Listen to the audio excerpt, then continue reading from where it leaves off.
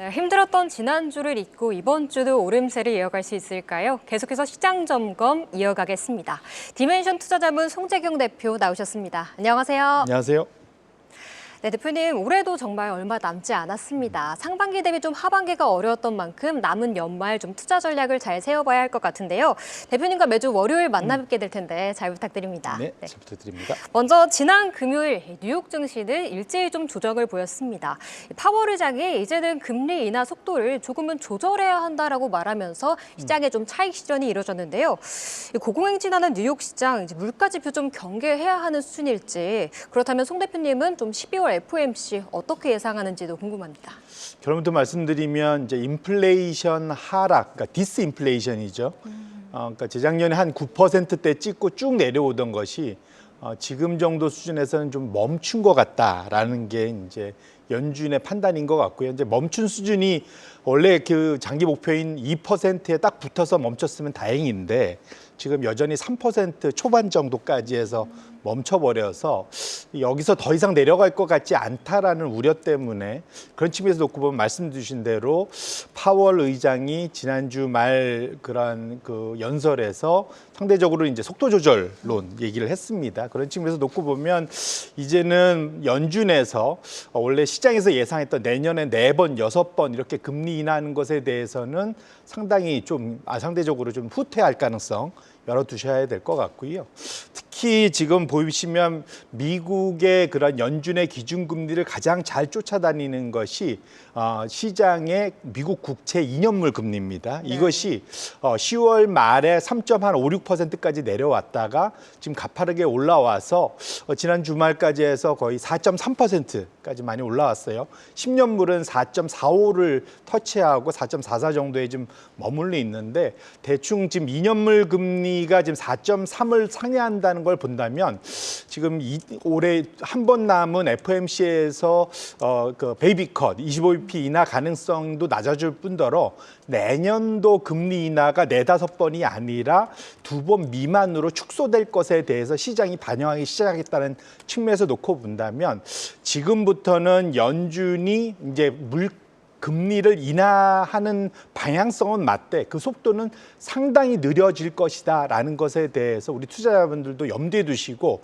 금리가 상당히 높은 수준에서 유지되고 특히 내년도 가면 10년물 금리가 5%를 상회할 가능성이 매우 높아져 있는 상태이기 때문에 이 부분도 투자자분들이 꼭 염두에 두실 필요가 있겠다 말씀드립니다. 금리 인하 속도가 좀 기대보다는 느려질 수 있다는 점을 체크해 보시면 좋을 것 같은데요. 뉴욕 증시 지난 금요일에는 좀 매크로 이슈에 흔들렸 잖아요. 근데 지금 또 나스닥이나 S&P 선물을 보면 올라가고 있단 말이에요, 대표님. 회복력을 보여주고 있는데 연말까지 산타랠리 이어질 수 있을까요? 잘 모를 때는 과거의 패턴이 어땠는지를 보는 게 이제 제일 좋은 방법일 것 같습니다. 보통 대선이 4년마다 한 번 있고 신임 대통령이 선택되고 난 다음부터 소위 축하 랠리, 이것이 연말 산타 랠리와 맞물려서 항상 우상향하는 모습들을 보여왔었는데요. 1930년대 이후 약 90년간의 이제 통계 지표를 보면 항상 신임 대통령이 되고 나면 축하 랠리가 대략 언제까지 연장이 되느냐? 1월 한 22일경, 즉 신임 대통령이 취임하는 그 즈음까지는 전반적으로 연말 쇼핑 시즌까지 맞물려서 쭉 우상향하는 모습을 보여왔다는 걸 염두에 두실 필요가 있고요. 그 이후부터는 1월 20일 이후부터는 한 몇 개월 동안은 이제 구체적으로 내각이 누군지 정책 방향이 어떻게 갈지 의회하고는 어떻게 지낼지 뭐 이런 것들이 뭐 구체화되면서 소강 상태 내지는 조정 장세가 일어난다. 그래서 지금 미국에 투자하시는 분들은 내년 1월 달 하반월 정도까지는 조금은 여유를 가지실 필요가 있을 것 같은데 단 하나는 기대 수준을 좀 낮춰야 될 것 같습니다. 왜냐하면 평균적으로 축하 랠리를 보였던 그 일주일, 2주일간의 성과에 비해서 이번이 역대급을 한 평균에 비해서 한 2-3배 지금 높게 올랐거든요. 일주일 만에 5%가 넘었기 때문에 그렇게 놓고 본다면 이후에 상승은 할지언정 상승폭 자체는 조금 둔화될 수 있다는 것들 투자자분들이 꼭 염두에 둘 필요가 있겠다 같습니다. 금리 인하 횟수도 그렇고 이 트럼프 랠리도 연초 연말 랠리를 조금 기대하기는 조금 어려울 것 같은 상황이라고 짚어주셨습니다. 우리 시장 그래도 오늘장 가장 큰 뉴스를 체크해봐야 할 것 같은데요.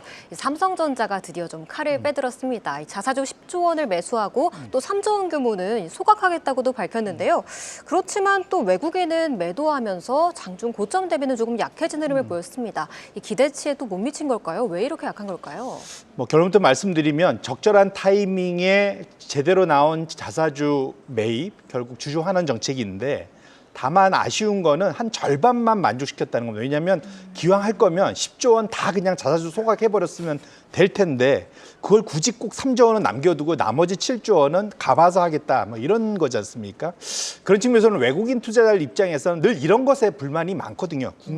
국내 기업들에 대해서. 그런 측면에서는 다행스럽긴 하지만 절반의 성공이라는 게 좀 아쉽고요. 이후로는 내년도로 가면은 내년부터 지금 삼성전자가 주력하고 있는 모바일향, 그 소위 범용 반도체의 리스타킹이라고 하죠. 이제 재고 축적 타이밍이 다시 오기 때문에 이것이 되는지 여부 자체가 향후 삼성전자의 내년도 주가 흐름에 큰 영향을 미칠 것이기 때문에 이후부터는 결국은 중국향 또는 글로벌 향에 대한 범용 반도체의 그런 방향성에 대해서 꼭 체크해 보실 필요가 있을 것 같습니다. 네, 애플에도 자사주 매입 뉴스와 비교되는 좀 내용도 많이 나오곤 하더라고요.